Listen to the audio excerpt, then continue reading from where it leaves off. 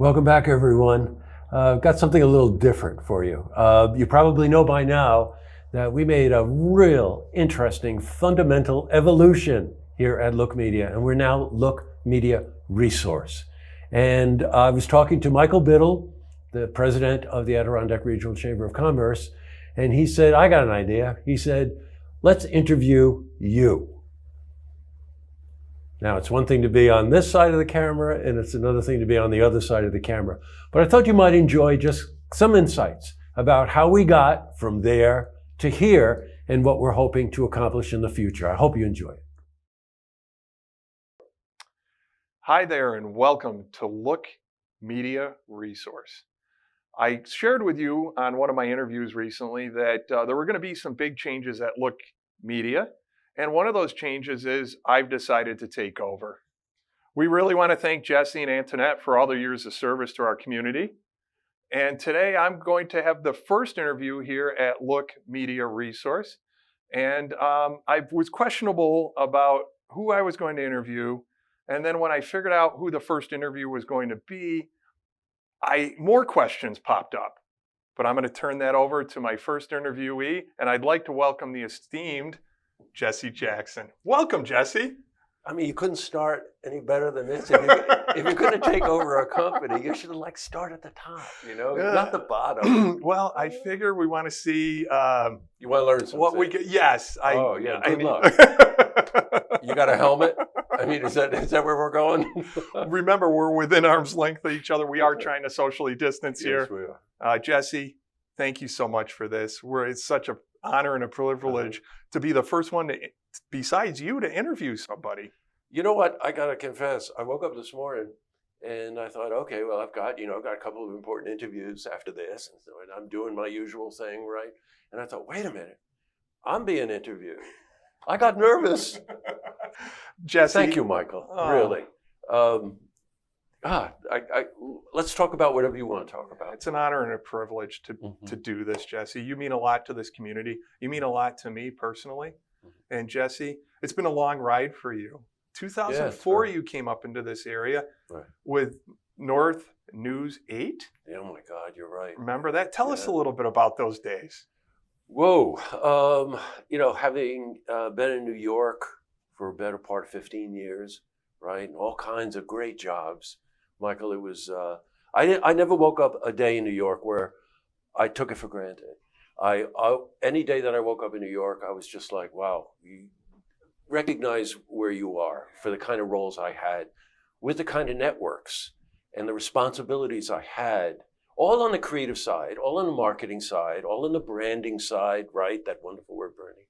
And at one point, that business started to change so much that I thought there's one real avenue that I haven't gone down. There are independent stations around the country, not a lot of them, but there are independent stations around the country that still adhere to the principles and kind of the values, if you put quotes around it, right, that I really always kind of aspired to, which was to create great video content, identify an audience that needs that content, and just do your best. So went around the country and looked at a couple of different licenses that were available. One of the jokes that you might find funny as a farmer is that I went to Nebraska because there was a license there. And I thought after I did 75 shows on corn, what was I going to do? And then lo and behold, there was a license available up here. Wow. And one of the people that was involved with the ownership of the license happened to be a friend of mine from way back, Michael Collins. And he and I just worked it out that I would come on board and we would partner to see what we could do with that. So that's where that started. I left New York, came up here, and it was this 10-watt analog little independent station featuring North News 8. And fast forward, learned a lot, got to be a part of the community. Always kind of a carpetbagger, well, who's that guy from the South coming up here, and worked pretty hard to try to knock that down. Hopefully, over the years, it's been a success. And tried to earn a reputation for just creating content that I thought would entertain and inform people and add to the well-being of the community. Wow. So that's what I went after.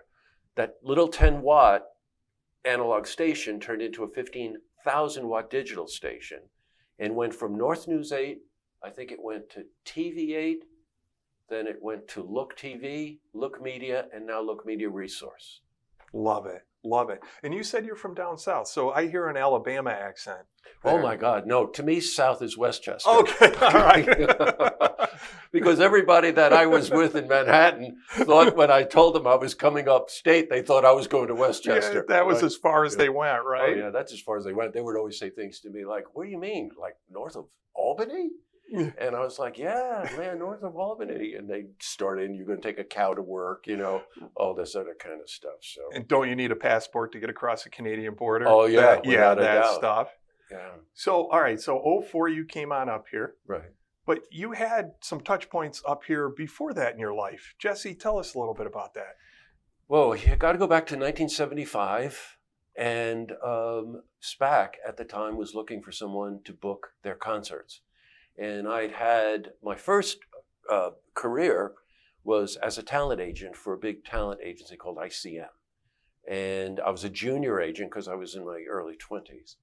And are you doing the math now? I know you're doing the math. Okay. So I came up to book the concerts at SPAC. And I had a wonderful time doing that for years. And the ad agency that handled SPAC was a legendary ad agency in Albany called Madison North. And the creative director for Madison North was a guy, Herman Schnur. And he spotted, and I spotted, kind of a mutual admiration society for each other that grew into one of the most precious bonds I've had in my whole life. I couldn't be any closer to this person. He's been a mentor to me, a friend to me. We still talk.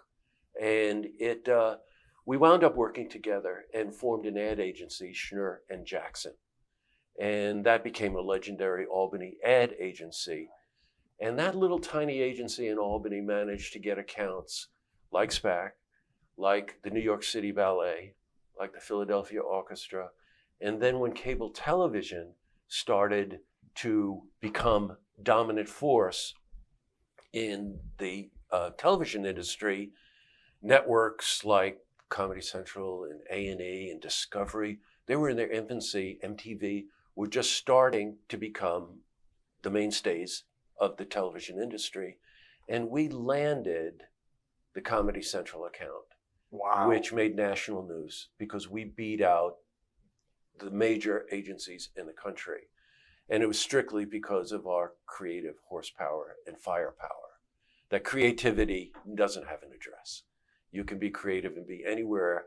And we just happened, they believed in us. And then from Comedy Central, I left to go to New York to head up marketing and creative services for A&E Television Network. And then that turned into the History Channel, turned into VH1. So for a number of years, we handled that kind of responsibility on the creative strategy and execution side.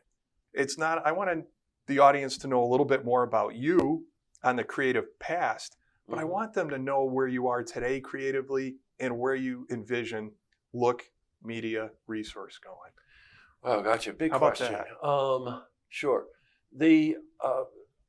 I've always sort of described my view of the world as kind of having the creative curse. And what I mean by that is that the filter for which I see everything has sort of an imaginary spin to it. That could be kind of hard to describe. I think a lot of musicians and actors and dancers and whatever would kind of describe it the same way. Not that I'm putting myself in the league of being that talented. What I'm saying is that instinct that you have and trusting that instinct and following that instinct is something that, quite honestly, no matter what the category is, kind of gives you that label of a creative curse. So the why of things and having a sense of humor and wanting to just say, well, wait a minute, we could do it this way, kind of having the confidence to be able to do those things has sort of always driven me. So, from a young age, back then, if anybody remembers that band from Liverpool. I heard New York, Liverpool, New York. Yeah, that's The what I was thinking. With the very long haircuts. That's way before your time, my friend.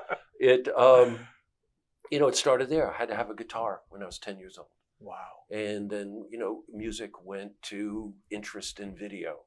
And video went into programming. And programming then moved into content. So that's kind of that voyage. And as the business changed, if you have that curse, then you kind of try to adapt. So that's really the reason that North News 8 went to TV8 and then to Look TV. Quick sidebar. I'll prove this. I'll prove this point to you. I was sitting one night and I realized that TV8 was going to go digital. It was going to move from that little analog station to a digital station. And I thought, well, we need a new name. What am I going to do with this now? We've got TV8. Everybody knows this is TV8. What's going to happen here? And one night, I think I was about 3 shots in or 4 shots in, real good bottle of Jack. And I took the 8 and put it on its side and looked at it and said, oh, wait a minute, it looks like 2 O's. What is that going to be? Book, look. I thought, look, that's perfect. Nice. And then 2 seconds later realized I'd be a complete idiot if I thought that it hadn't already been taken. Well, somebody had trademarked it, but the trademark lapsed. And we snuck in and we grabbed it. So we became Look. But that's what I mean. That's how those kind of decisions are made. Well, I think with you, first of all, I do need to address everybody and you that you were talking about not comparing yourself to musicians and dancers. I think you're a tremendous dancer. I just want that for the record, Jesse. And number 2, I think with your creativity and working with you over the past couple of years, your heart's in the right place for the community, Jesse. So you're trying to, from what I've seen, forward programming and information to our area on a positive note, on an uplifting note. I've seen that about you. 2 is that I see you have the foresight and knowledge because of your creative brain, and you related a little bit, but as far as being in the platform you're in, you vision like few people that I see vision. You see changes coming. Jesse, what changes are happening at Look? And also, what do you see happening in the industry as a whole? It really goes back to something that I'll make a bridge here. I always remember one of my mentors said to me, if you're going to follow the path that you just described, remember something that's central to this. It's not what you want to create. It's not what you want to watch. It's what they want. And when you kind of dig into that, it's not brain surgery. There are formulas. That's a real curse in our business, a different kind of curse. So you've got these formulas where you're going to chase ambulances and house fires, and don't forget sports with Biff, and let's do this. And, I'm not putting it down. No. It had its time and place. But the real reason that video is so impactful is that it's an intimate relationship. You're inviting someone into your home, onto your computer, onto your mobile device. You're inviting them. You're trying to learn something. And in essence, you become part of the conversation. So if you keep that sort of front and center in your head, then you realize pretty soon, well, wait a minute, there's a wealth of entertainment and information that if you're smart enough to listen and observe and become part of a community, you can become that piece of the puzzle for the community to make them more aware of other things around them that contribute to their well-being, their family's well-being, their businesses, and the community as a whole. So, part of looking at, okay, well, we want to morph into something, we want to move. If this pandemic taught us anything about, I'm talking about my business, there's so many lessons to learn from this, but in our business, it knocked that fourth wall down. You no longer needed the perfect set with the perfect script, with the perfect makeup and the perfect lighting. All of a sudden, on all of the big dogs on the TV platform, there was Zoom, there's Skype. And all of a sudden that you could create content that could travel more easily between mobile devices the internet and Facebook and the television platform with this wonderful sense of intimacy and informality. And that's what I've got my eye on. So that's why you see us morphing from the traditional model, Right. which we never did well, by the way. As a small independent operator, you're really only imitating ABC or NBC. Well, why bother doing that? You know, our community is unique. People in our community are unique. Our needs are unique. Our interests are unique. And well, let's face it, dude, we lucked out. We live in one of the most beautiful places in the world. So why not just create content? If video is now the center of the universe, then why not just create content about where we are and who we are, because it joins us together. And just think about how that helps us in a political climate that we've been living through, with the health concerns like the pandemic that we're living through, and just the struggles of changing society. That gets us to where we are today. Yeah. So we've had this almost year, right? It's the middle of January, so 10 months. You've done so much to help this community, Jesse, getting the word out, interviewing key people, pushing the creative envelope. You made a move here recently from a for-profit to a nonprofit. Yeah, right. What does that mean? That's another one of those brain F's, right? Again, it's like it wasn't as interesting as taking the 8 and moving it on its side. Okay. Well, was there still liquor involved? No, I don't think there was. Okay. I think fear. I think fear more than anything else. But I was really noticing that, you know, the business is changing again. Everything changes. It all morphs, right? But as a communication entity, you want to kind of be just a little bit ahead of the curve, right? Because you want to educate as part of the process of what we do. I'm not going to be the educator, but if I can interview people like you, it's one of the reasons I enjoy working with you so much, is that when you and I can sit and talk to each other, it's entertaining and it's informative, and we're opening doors and we're inviting people in. So I realized that since we weren't really doing the normal, quote unquote, traditional kind of TV, and everybody referred to us as a poor man's PBS. Let me just emphasize the word poor, poor on that maybe we could form better alliances with the organizations that we really want to help and want to be a part of if we became a not-for-profit, and then offer the people that support us in underwriting more incentives because of the partnerships, and maybe some financial rewards. I'm not a bookkeeper. I don't understand that part of the world, but which is why I said poor, but it works. And the initial reaction, I mean, this week, which is why we're doing this interview, we're launching our new website, our new social media presence for Look Media Resource. And the reason I added the word resource was because I want to be that place where any organization, any individual, any artist knows that there's a home on our TV platform, our website, and our social media platform for us to run their video. We'll run it free of charge because if the underwriters support us, we're creating that video community. Great. And that's it, man. Well, I know anybody that's met you or has met me, we both married way up. Yeah. Come on. You could say. I could. No, I have to say.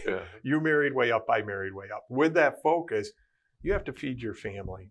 And you were talking a little bit about underwriters. I just want you to expand on that a little bit. You have a lot of great partners that underwrite you and help pay the bills. How does somebody become an underwriter? How do they help support the great things you're doing? See, there's a big difference between you and I. This is fantastic, Michael. I'm thinking, well, let's just talk about this creative curse, and you pulled it right in and brought it right in. I got a little bit. Antoinette, this is for you. No, because it's true. Look, I would say that they, of course, can contact us. Our new website has all the information about how you can be an underwriter and what the benefits are for underwriting. And I encourage everybody, please just take a look at it. We need it, you know. Do. And it's the only way that we can really fulfill that goal. And at this tender young age, Michael, with granddaughters and living the life that I've lived, I really just got that one goal. I just want to create a video environment on the platforms, multi-platforms, where anybody who wants to communicate to our community has a resource. And that's it. And we do need the underwriters, corporate underwriting and individual underwriting. And they can go to our website. It's on our new website. And they can find out about it and watch us and engage us. I do know in the 2+ years I've known you, I brought it up because you never bring up money, because your heart is in this community. Your heart's in the creative. Your heart is in getting all the information out that we're talking about.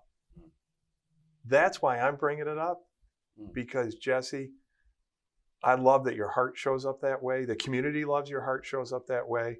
But we also got to make sure you can pay the bills. Yeah. And that's why I wanted to bring it up. Well, thank you for doing that. Absolutely. And with that, Jesse, I appreciate that. You've done so much this last year. I made reference to it in one of our last interviews. But you, along with a number of other people, really stepped up to the plate this past year, even over and above. Offered your services for free, donated your time and energy beyond the camera, a full resource. You helped in many of our counties get us where we are today and get us through a really tough time. That I want to personally thank you on behalf of not just the business community, but the community as a whole, Jesse. Thank you for that. Tell me a little bit about what you've been through here this past year through this pandemic. We like a lot of people, we just started paying forward. There's really no other way to describe it. I sat there and realized, I woke up one morning and realized we're screwed, So if we're going to, there were companies that did well during the pandemic, rightfully so, because they appealed and offered something that the community needed. But our company and a lot of companies didn't really, So we just realized, all right, we're going to pay forward. So that's pretty much what we did. And the reward was terrific, because everything that I just told you about was coming to grips with what would I like Look Media Resource to be is built on understanding what paying forward means. That if you can offer services, and all of a sudden these organizations were starting to contact us, musicians were starting to contact us, and we just became that sort of clearinghouse in a way, and home for that kind of video content, and it was a no-brainer to take it from there. So the silver lining in that is, out of adversity comes, I don't even know the phrase, right? But you know what I'm saying. I do. And for those that don't know how much work you've done behind the scenes, you're not the type that beats your chest and gets out there. You're the type that wants to pay it forward. And I'm so glad you said those words, because they're so apropos to what you and some others in this community have been doing. So Jesse, thank you for doing that. And that's... Thanks. I think, what, Joel over here has been signaling us for about 15 minutes. Has he? We're going to put people to sleep with this one. I'm telling you. I love right it. Now, your job yes, is to address that camera over there and let them know that this interview is finally over. Hey, thank you for everything. Thank you for joining us in Michael Biddle's first interview on Look Media Resource. We may have Jesse back in the future. We're not sure. The verdict is out. But thank you so much for joining us today. Jesse, thank you for a great interview and for being here in our community. Everyone have a great day, and God bless.